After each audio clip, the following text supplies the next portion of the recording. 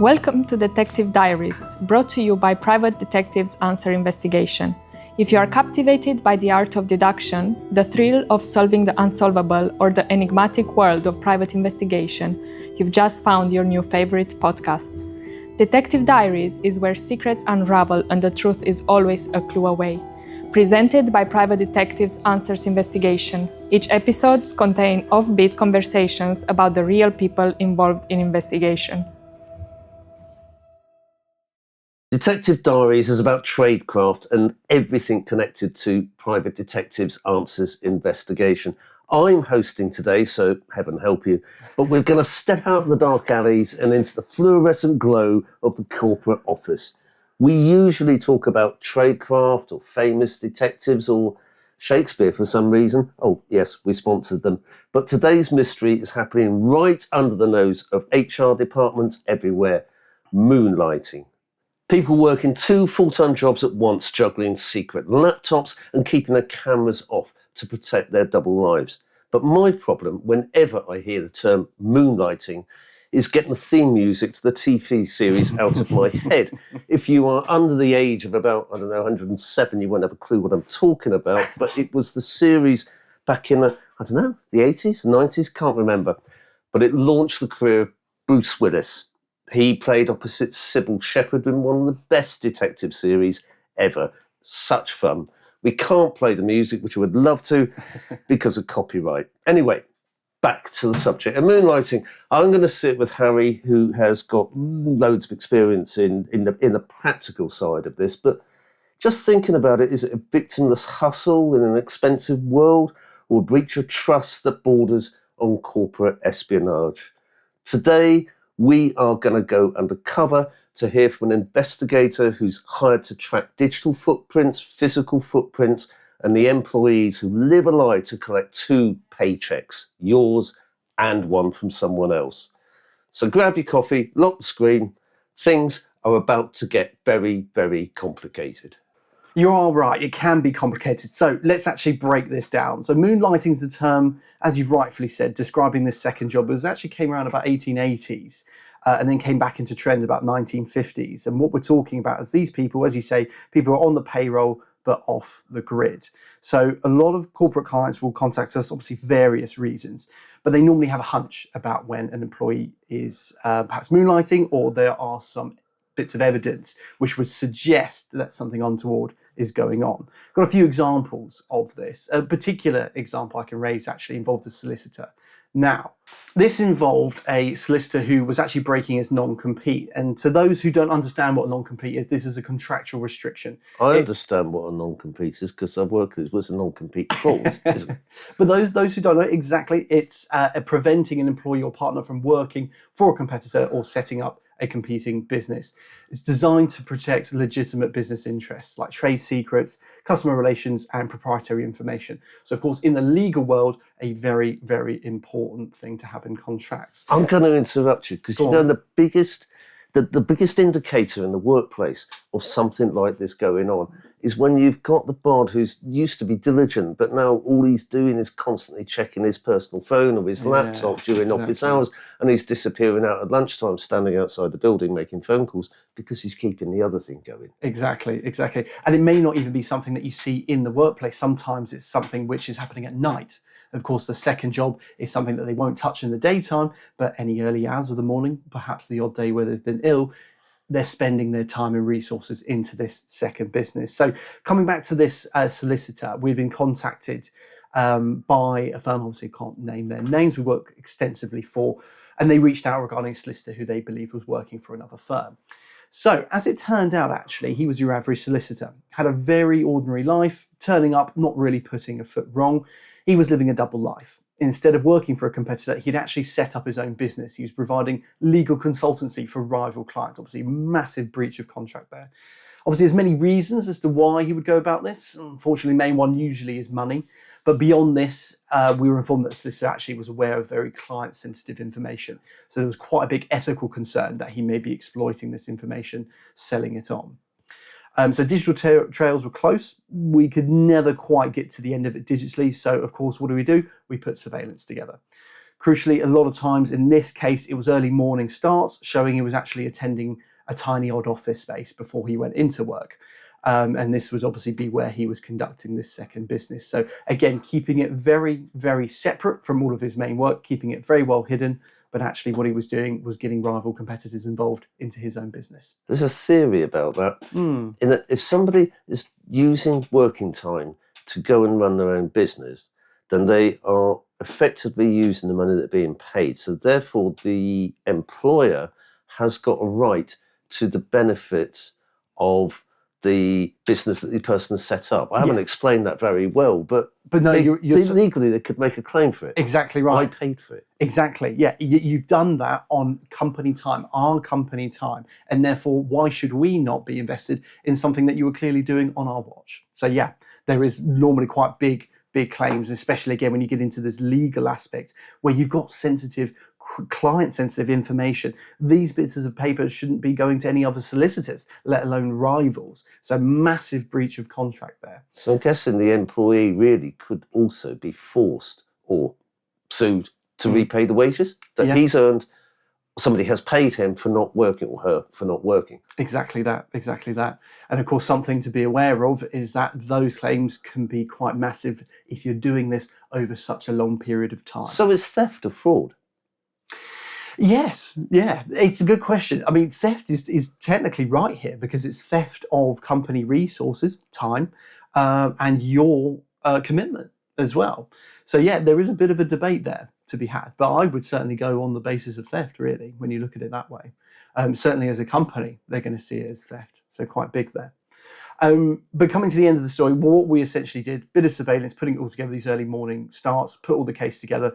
And again, we're obtaining evidence that can be used in tribunal cases. So all of this evidence is admissible. We're working very closely with HR representatives to make sure that everything is done legally and in the correct format. So again, it's quite a structured and can be quite a quick and intensive time when you're putting together the digital bits of evidence and the surveillance tactics that we use. So this was a solicitor that you were following? Indeed. So they were working for another firm? Yes. Well, no. So he set up a competing business and was taking rival competitors into his own business. Good grief. And nobody had noticed? Nobody had noticed. Very unassuming. As I say, he was a run-of-the-mill solicitor. He was experienced. He was a senior solicitor. He had been around for many, many years. And clearly, perhaps what he was being paid was not enough, and therefore decided to take the different stance and set up his own business. I don't know the answer to that, but being in the UK, I would have thought that the Law Society would have something to say about that, although I don't know. I mean, it must have been registered on both businesses with the Law Society, which is one of their requirements, and that's, yeah. Why do people do it? Oh, absolutely. Do you know, furthermore to that, I think getting into the grips of his business, as it turned out, things were not compliant. This was very hush-hush telephone calls behind the scenes. So if anything, he made it even worse for himself because what he was actually doing was providing supposed legal advice, not even registered under a proper outfit, to rival companies. So what we're saying is the work that he was actually doing probably wasn't even verifiable, probably wasn't even admissible. I don't want to moralise on this. It is probably wrong to moralise. No, I will moralise on this. Okay, great. You want to go and set up your own business? No problem at all. People do it in life. It's how businesses start and found. When you've got a job, if you want to go and start a business, do one of two things. Ask your boss if you can have permission to do so. Tell him it's not going to, it's not going to intrude on the business, or leave. If you don't do that, that business has not got a foundation because it was never proper in the first place. It's done on a shoestring off the back of somebody else's money. Absolutely. Unfortunately, the most common aspect where we see this is in not necessarily construction, but your average handyman. People who are working for traders who then turn up and say, oh, sorry, I was ill yesterday, when actually what they were doing is going around Pete's house and putting up his fencing or fixing the hole in the roof, whatever it might be. A bit of extra cash in hand tends to be one of the most common aspects of when we're looking into Moonlighting tends to be the common perpetrator, not to put the pin on that industry, of course, but it does fairly common. And quite possibly using your employer's tools and equipment, which is going to wear them out. Yes, quicker. exactly that. And again, our evidence is really crucial in this, because not only are you catching someone who, as you say, is using other tools, but what exactly are they doing? Are they actually working in a sense that's not up to scratch or not up to code? Are we then going to have to inform the person who's hired them that you've actually hired someone who's either breaking a non-compete or simply moonlighting? They're not doing a good job for you. They're probably doing it on the cheap, and that's why you got a cheap deal. So you can imagine how some of these people turn around when they realise what they thought was a great deal was no good work. It's all coming from that. Okay, so that's an example of probably the most common thing. Somebody goes and sets up another company, whether it's in competition or something else entirely. But come on, let's hear some others. Sure. So an example comes to mind of an individual who's working for a water company. Obviously, again, can't say who he was, but what he was actually doing, he was working as a reservoir walker. What this essentially means is that it literally was walking up and down the reservoir, doing checks and sort of keeping everything above board. He'd been off sick for a whole year. Now, to some companies, that's quite a significant amount of time. To other companies, that can be quite a short amount of time. But our work was prompted by other team members. Now, they also had someone else who was sick, someone who's severely sick, completely unwell. And they were concerned that this employee who had been off for a year did not have a genuine illness, or at least it was falsely claimed to the extent that it was. So they were informing senior staff, and the senior staff went and came to us. So in this instance, very much like any of the other cases, we were looking at things like a digital trail, but more significantly, what is he up to using surveillance? Now, a lot of work initially proved that the medical issue was completely fake, to be frank, or at least the extent of was completely false, and it was something designed to essentially get him that time off. What he was actually doing? Well, he was working for a car dealership. He was delivering cars up and down the country to other dealerships as well. And we only found this out by looking physically, and we also have some lovely photographs of this chap holding trade plates with the vehicles in question. So got him banged to rights in that aspect. But again, it was a bit of work traveling up and down the country, a lot of surveillance, which we put together, provided to the water company, to which they then dealt with the matter accordingly. So this is all physical stuff. Physical, actually sitting there following the guy, seeing what he's doing, photographing him, getting wonderful photographs with the red and white trade plates, Exactly. which is so indicative of not walking around a reservoir, really, isn't it? Exactly, yeah. Far from walking, he was doing a lot of driving. And again, this is it. It's the physical aspects. A lot of the time, data can be very helpful. A lot of computer resources, terminals, what people have accessed, again, all very crucial bits of information. But what is someone actually doing in that time, whether they are actually off sick or not? Let's go and prove that. And you know what's quite interesting, actually, we talk about work from home aspects. That's obviously quite a new thing. That's sort of hitting the job markets and so forth. We can still prove this. Obviously, it's a little bit trickier in the sense that someone is remote and they are home working. So how do you prove that? A lot of corporate entities will have their own software that, of course, checks these things. But if not, we have our own solutions. We can follow the digital trails. We can prove keystrokes or history, identify the communications to competitors, things like that. But actually, there are far more simpler methods. A doorstep. Now, I know you know well and truly about doorsteps, but in this case, it's very simple. You're simply turning up when someone should be staying at home or perhaps should be working, whether that be on cameras or so forth. Are they actually answering the door? Are they actually at the home in question, or are they somewhere completely different? So again, a simple doorstep can give you a lot of valuable insight into what they may or may not be doing at home. The loveliest case wasn't one of ours. It just so made me laugh. It was that police officer quite recently, Met Police. He's on paid sick leave, and he was running a mobile pizza business. But he got apprehended and caught. Why would he do it? I mean, who wants a dishonest policeman? Come on, we went away from that. He was dismissed. Tribunal just deemed it gross misconduct. Yeah. And of course it is. It's different if you liaise with your employer. A lot of people in this day and age, they're financially feeling the stretch. Yes. Going to somebody and saying, look, I am having trouble. I'm having trouble paying the mortgage. I'd love a pay rise, but, we've done all that bit and so forth.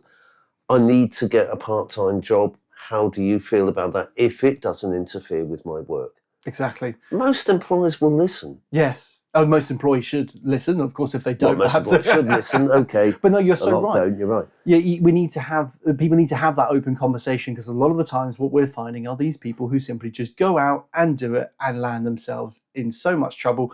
All of that benefit, all of that money gained goes out the window when you're taken into court. So what's the point in the first place? Well, I think always the rationale for somebody is, oh, I'm clever, I will get away with it. I get away with it. I mean, the epitome a couple of years ago, only about a year or so ago, was a chap who worked for one of the councils, and he was doing 4 full-time roles simultaneously across 4 different councils, none of which had noticed. He got 3 years for the sheer scale of the dishonesty. And this is it.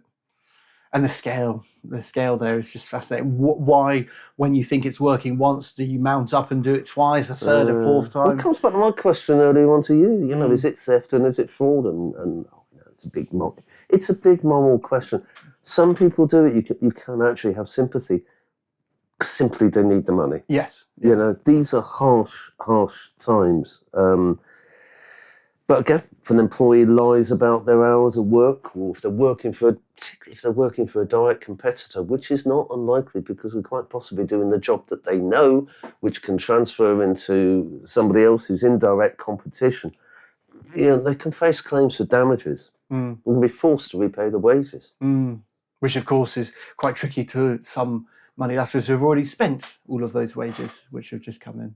Well, here's an invitation, and it's not an advert. I'm not trying to do this to plug ourselves or so forth, but particularly for corporate clients, for MDs and the FDs out there, if you've got concerns about this, feel free, pick the phone up. The number's in the show notes. I won't repeat it here, but just to have a talk and talk the matter through, we can probably point you in the right direction about where to go. And, if you want us to help you, we would always be happy to. And, it's not always about finance. It's not always about ambition. Somebody will be doing this, will be duping their employer by working for somebody else, setting up in competition. The ramifications sometimes can be very, very different. I mean, I can recall a client, and Harry and I have talked about this person in the past, where the job that they were doing didn't really harm what they were doing, except it was in danger of really sullying their employer's reputation. The instance I remember was a female employer working in the city in London for a high-level company, talking with and dealing with high-level clients who she met face-to-face, and the reputation of the company was everything. It was always perfectly professionally dressed, professionally presented, and when things were starting to go wrong and we were picking her up after work and seeing where she went to, where she was going to was not home, was down to Soho, where probably quite a few of her clients frequented anywhere. And she was quite hard to recognise, working significantly underdressed in quite a seedy bar in Soho. If anybody had seen her, the damage to the employer would probably have been quite colossal. That's right. Reputational damage is the last thing the perpetrator is going to be thinking about, and it's the first thing that you as a business are going to be thinking about. It's not always a contractual issue. Essentially, all this work, if it becomes active, it becomes public, reputational damage can spread far beyond the individual concerned, and it can affect your client confidence, your organization, how it's perceived. The list goes on. It can be endless. Acting quickly and swiftly in any of these cases is important. A simple policy breach can completely explode into a big situation that an organisation is going to find much harder to repair than if it's tackled early on. So while a second job might start as that quiet side arrangement, as you've heard, the ripple effects can be much larger than people expect. In the end, I would say moonlighting sits at an interesting crossroads between opportunity and risk. So for the employees, it represents that flexibility or that financial security.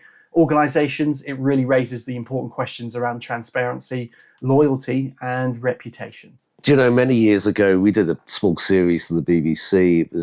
It was just sort of late night stuff. And one of the episodes we did on this very subject of moonlighting, it was a guy, they called it the Spanish Inquisition. Really bad title, but there was a chef who was thought about doing 2 jobs, and which he was doing. But the trouble is, he was always downstairs in the kitchen, approving it. there was a young colleague of mine who, she had a very, very young appearance, and she quite brazenly walked into this restaurant saying, "Oh, we're media students with somebody else. Can we just do a bit of filming in here about whatever nonsense she'd told them?" And ended up going downstairs with his camera, and they said, "Oh, what are you doing? What are you doing?" And so she told them what they were doing, and the person in question sat there and was interviewed on camera and told her all about the job that he was doing and how he prepared food. The evidence on it was just so laughable. It was, get out of that one. Yeah, I was going to say, try defending that one when that comes through the courts.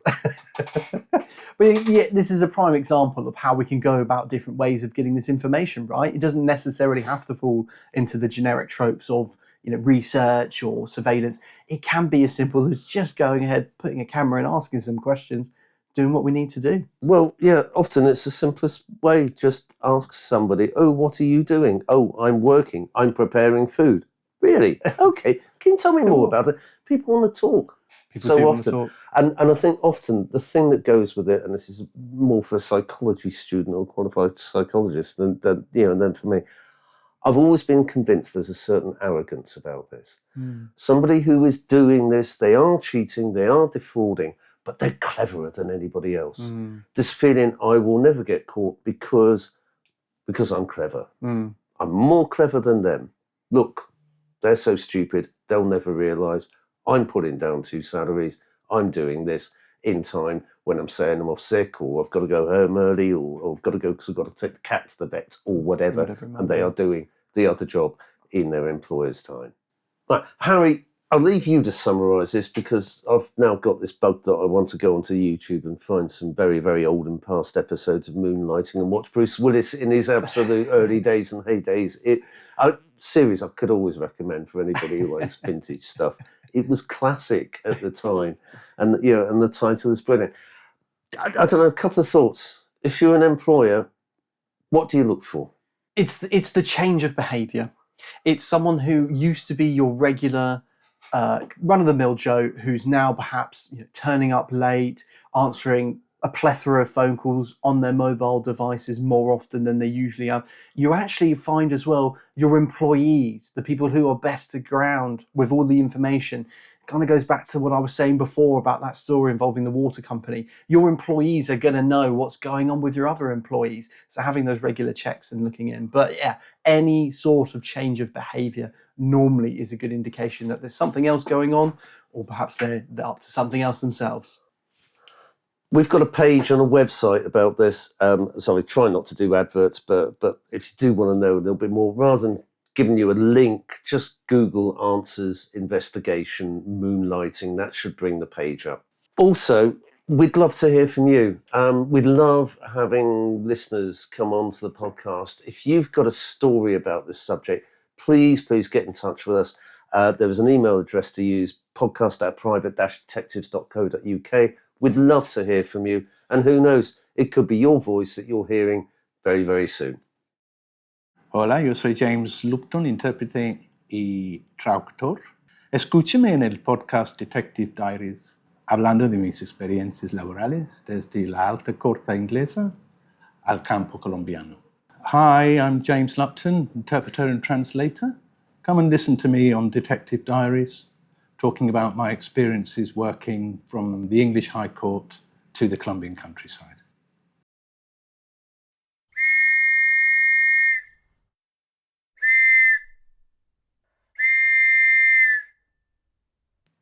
History remembers him in the shadows of Whitechapel, but the real Frederick Aberline was more than a ripper hunter. He was a man of 84 commendations, a meticulous detective who colleagues said looked more like a bank manager than a street-hardened copper.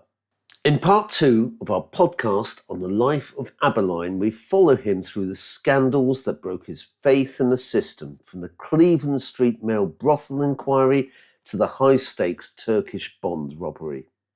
Disillusioned by cover-ups involving the British aristocracy, Aberline walked away from Scotland Yard, only to become the European agent for the legendary Pinkerton National Detective Agency. From hunting gambling cheats in Monte Carlo to his eventual retreat to the seaside area of Bournemouth, we explore his later years at Escort on Holdenhurst Road. But even in retirement, the ghosts of 1888 remained.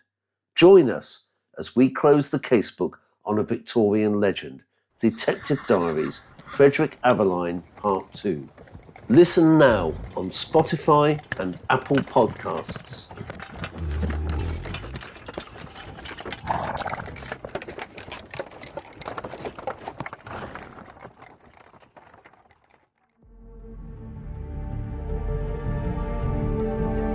We hope you enjoyed today's podcast, brought to you by Answers Investigation and UK Fingerprint. If you've enjoyed our conversation and want to learn more about the fascinating world of investigations, be sure to check out Private Detectives Answers Investigation. Their experienced team offers a wide range of discreet and professional services, helping you find the answers you need with integrity and expertise. If you're interested in fingerprint analysis or require specialist fingerprint services, don't miss UK Fingerprint. As one of the leading fingerprint companies in the UK, they provide everything from identification to background checks, working with individuals, businesses, financial institutions, and gambling companies. To find out more, visit www.private-detectives.co.uk, that's a minus sign, and www.ukfingerprint.co.uk. These are your go-to resources for investigative solutions and fingerprint expertise. You can call their office on 020 7158 0332. Thanks once again for tuning in. Until next time, stay curious and keep seeking the truth.